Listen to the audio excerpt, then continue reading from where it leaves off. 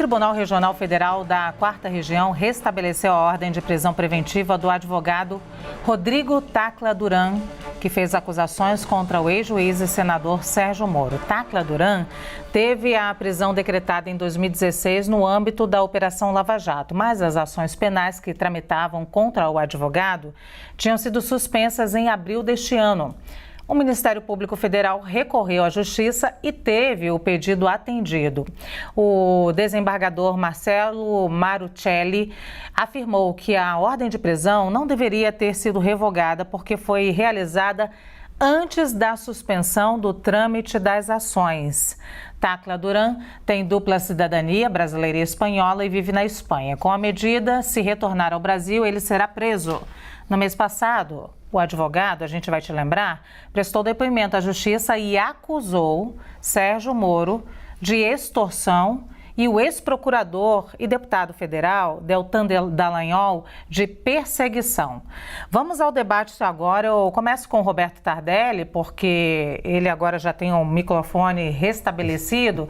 Já queria entender juridicamente esse vai e vem, porque eu vou aproveitar que todo mundo aqui entende do direito e pode concordar e discordar. Esse vai e vem é normal, Tardelli? Não, o vai e vem não é normal, certo? Não há como a gente defender se prende e solta, né?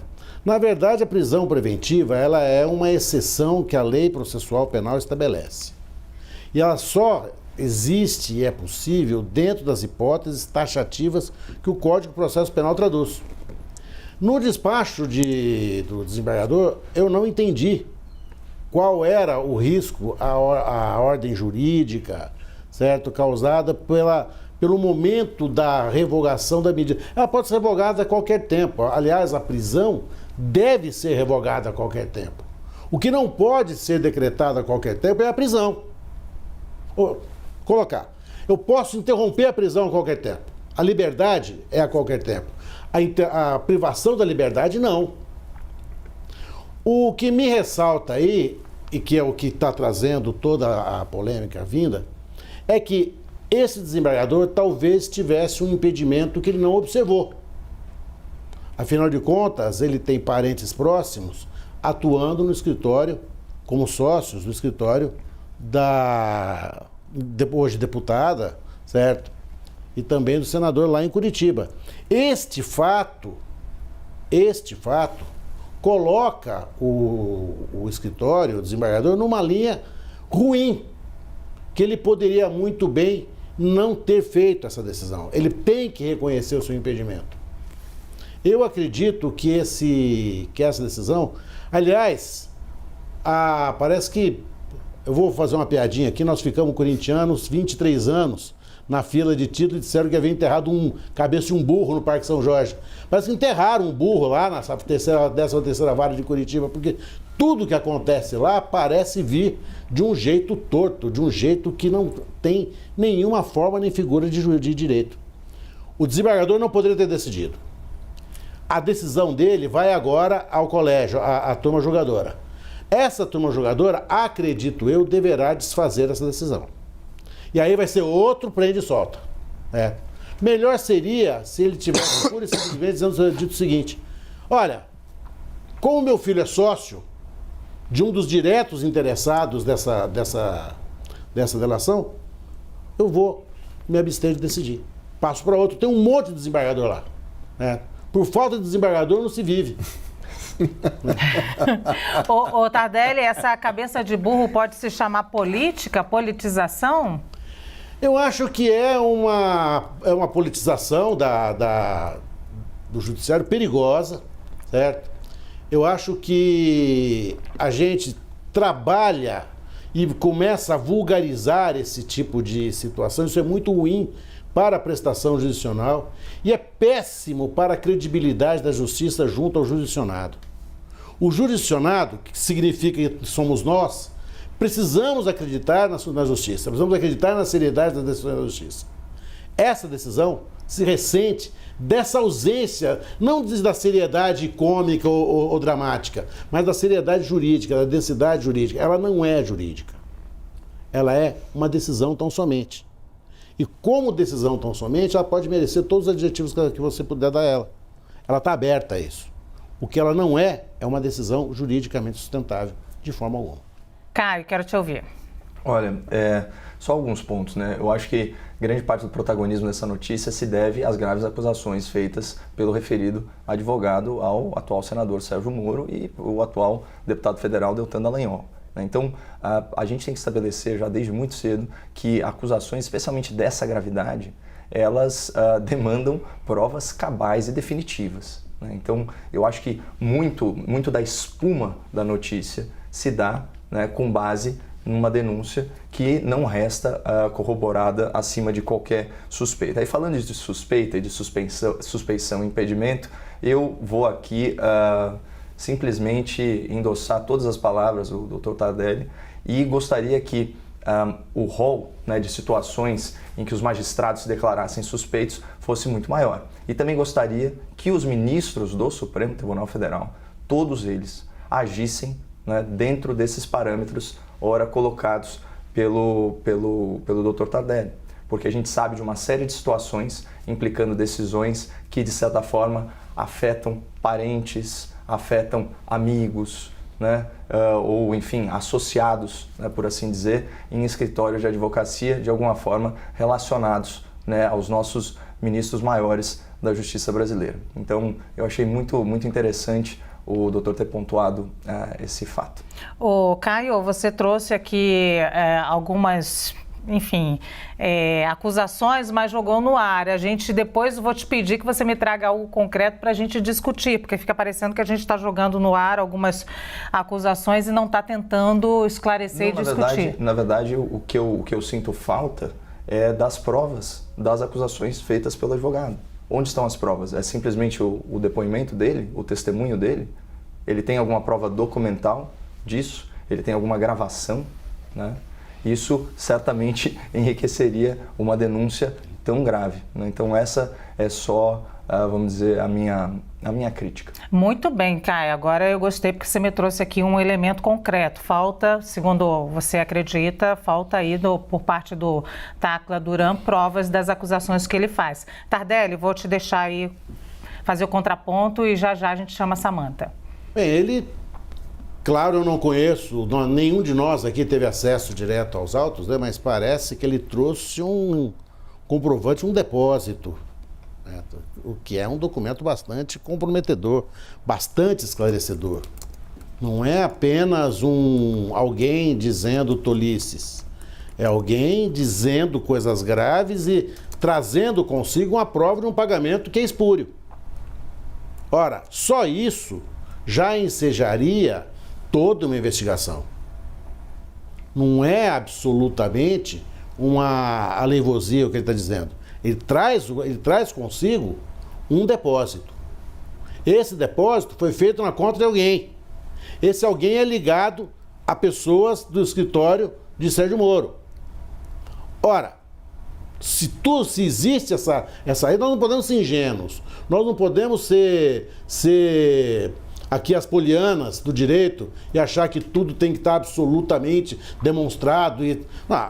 Existe uma experiência comum, um senso comum, que diz o seguinte: olha, ali alguma coisa cheira muito mal.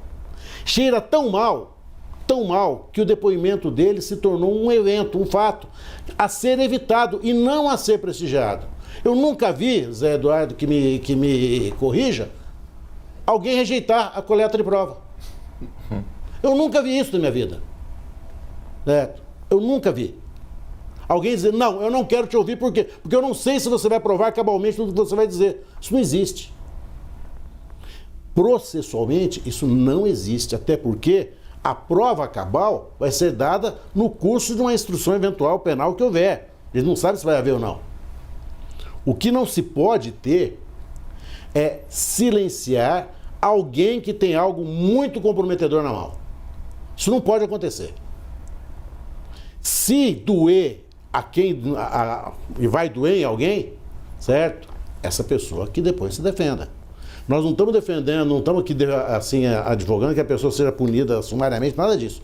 Todos têm o direito à defesa, todos têm o direito à presunção de inocência, todos têm direito à defesa técnica, todos têm direito a tudo. Mas também tem direito aquele que foi vítima de uma extorsão, que ele diga a extorsão da qual ele foi vítima com todas as letras. Eu acho que é isso, não é muito difícil, não é muito complexo essa história, sabe? Antes de ouvir o Zé Eduardo, queria ouvir um pouquinho a Samantha, porque você já viu que jogaram aqui para a mesa não só a suspeição do juiz, a ilegalidade de saída e volta dessa prisão e, inclusive, as acusações do próprio Tacla Duran, né? Bom, eu vou usar aqui discordar do Tardelli e fazer uma análise, porque eu concordo com a decisão do desembargador e vou fazer uma análise aqui estritamente jurídica, sem nenhum aspecto político. O que aconteceu? A prisão desse advogado, prisão preventiva, não estou aqui dizendo que concordo ou não com a prisão preventiva, se deu em 2016 no âmbito da Operação Lava Jato. Quando ele foi ouvido pela Justiça, ele traz as acusações de extorsão em face do juiz Moro e do Dallagnol, dizendo que pagou, traz um comprovante de depósito, enfim, faz as acusações. O juiz federal do caso, da Vara de Curitiba, pega este processo com o juiz Moro e o Dallagnol já eleitos, portanto com prerrogativa de foro, e diz: encaminha esse processo para o Supremo Tribunal Federal. Esse processo cai na relatoria do ministro Lewandowski. O que o ministro Lewandowski faz agora em 2026? Ele suspende todas essas ações penais que estavam tramitando na Vara Federal lá no Paraná, e diz: eu vou resolver se ele tem prerrogativa de foro ou não. Na semana passada, o Lewandowski dá uma decisão dizendo: não, tem prerrogativa de foro, porque os acusados são o juiz Moro e o Dallagnol, e agora, como senador e deputados, a competência é do STF. Faço um parênteses. O que faz o advogado dele? O advogado desse advogado entra com um pedido de revogação da prisão preventiva. O juiz do caso revoga a prisão preventiva.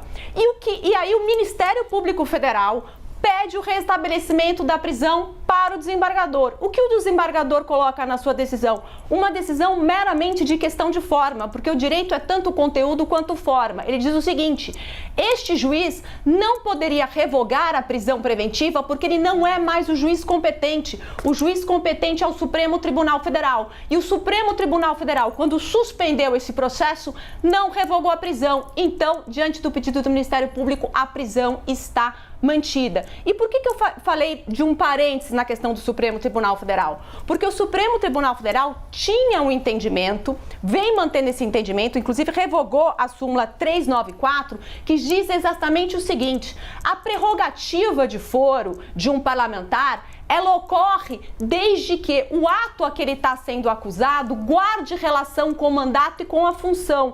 Ora, esses crimes que estão sendo imputados ao Moro e ao Dallagnol, se foram cometidos, ocorreram enquanto eles estavam na função de juiz e promotor. Portanto, este processo não deveria ter subido para o Supremo Tribunal Federal, deveria continuar na instância federal do Paraná. Esse é o entendimento do STF. Quem destoou do entendimento do STF foi a decisão do ministro Lewandowski, que disse que os fatos que ocorrem antes da posse podem ser julgados pelo Supremo Tribunal Federal. Ou seja, a decisão que está em dissonância com o próprio entendimento do Supremo é o do ministro Lewandowski de subir esse processo para o STF.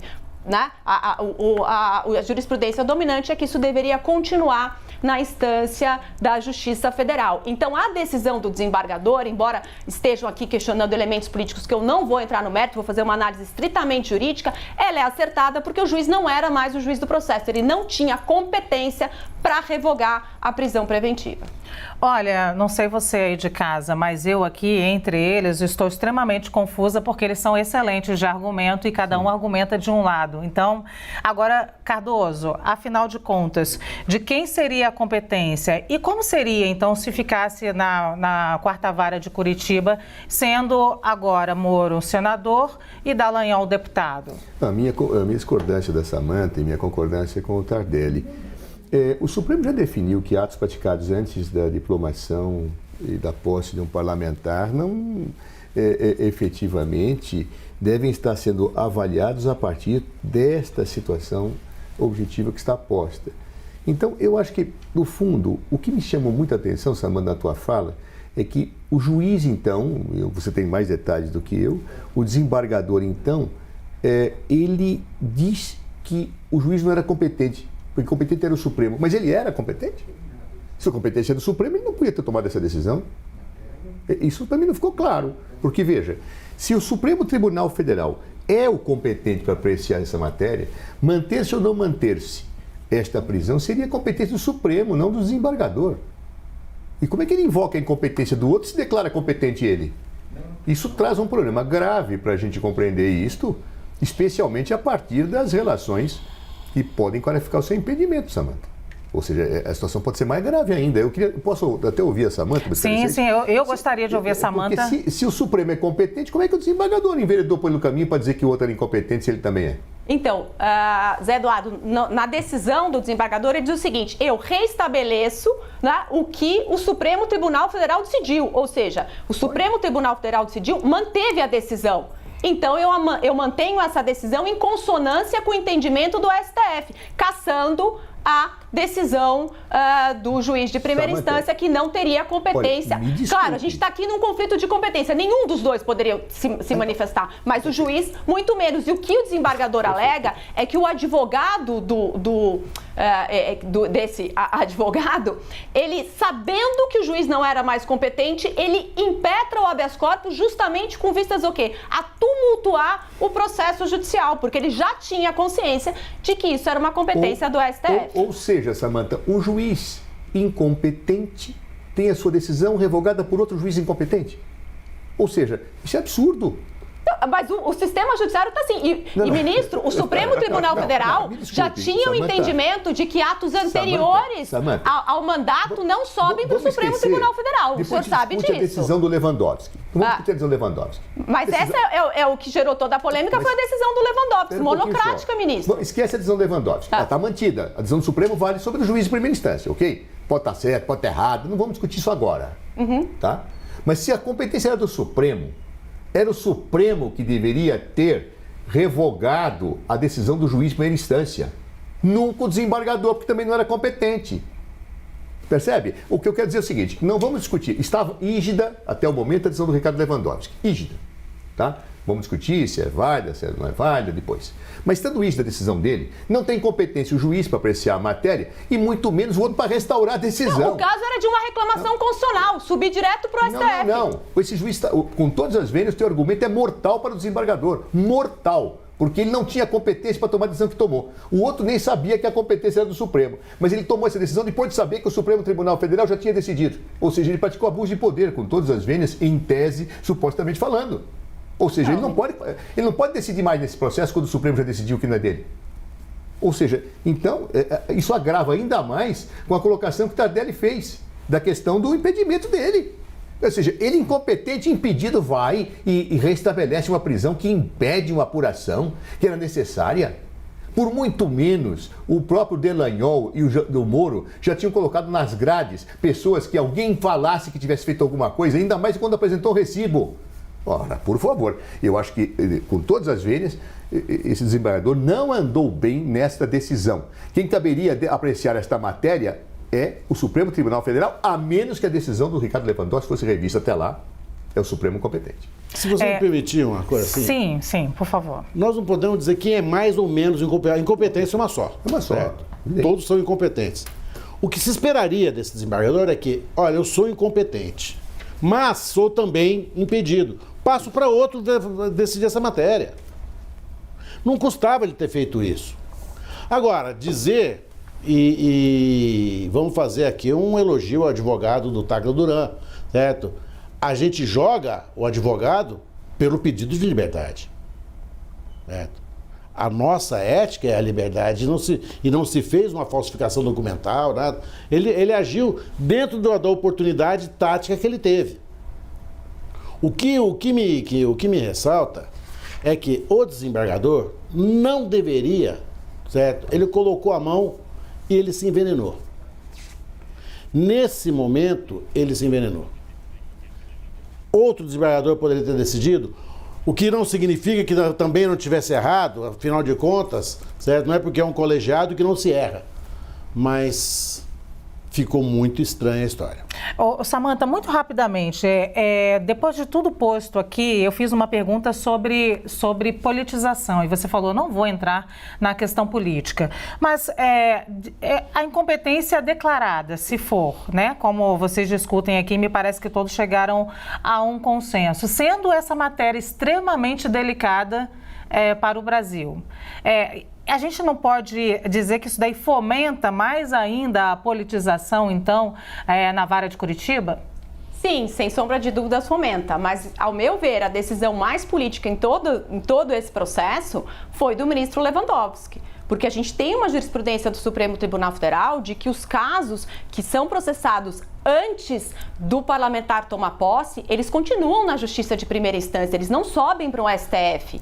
E essa decisão do ministro Lewandowski vai contra toda uma jurisprudência do Supremo. Isso não deixa de ser uma politização, porque isso deveria continuar na vara de Curitiba. Agora, uma vez que isso está no Supremo Tribunal Federal, é o Supremo que tem que decidir uma decisão monocrática. Vamos ver como vai se posicionar o colegiado. Mas é importante que essa decisão que o Supremo Tribunal Federal tomou, de que só vai ter prerrogativa de foro aqueles casos que guardem relação com o exercício do mandato, é aquele que parece mais coerente com a própria ideia de prerrogativa de foro. Agora, a questão formal de competência, ela é sempre uma questão preliminar. O juiz, antes de tudo, ele tem que saber se ele é o juiz competente ou não, mas isso, no nosso ordenamento jurídico, muitas vezes não é uma questão muito clara de se avaliar. A gente teve até o próprio caso da Lava Jato, de que o processo passou por todas as instâncias e, no último momento, o Supremo Tribunal Federal disse que o juiz Sérgio Moro não era o juiz competente. Essa politização é sempre muito ruim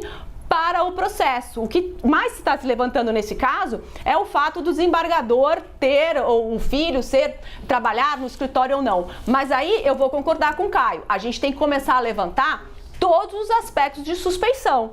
Porque muitos filhos de ministros, muitos filhos de desembargadores têm escritórios de advocacia e nem por isso eles se julgam impedidos. Eu acho que a gente tem que mudar o regramento para que isso seja muito mais sério e muito mais, digamos assim, fiscalizado, porque isso não é o que ocorre. E quem se julga impedido ou não é o próprio juiz.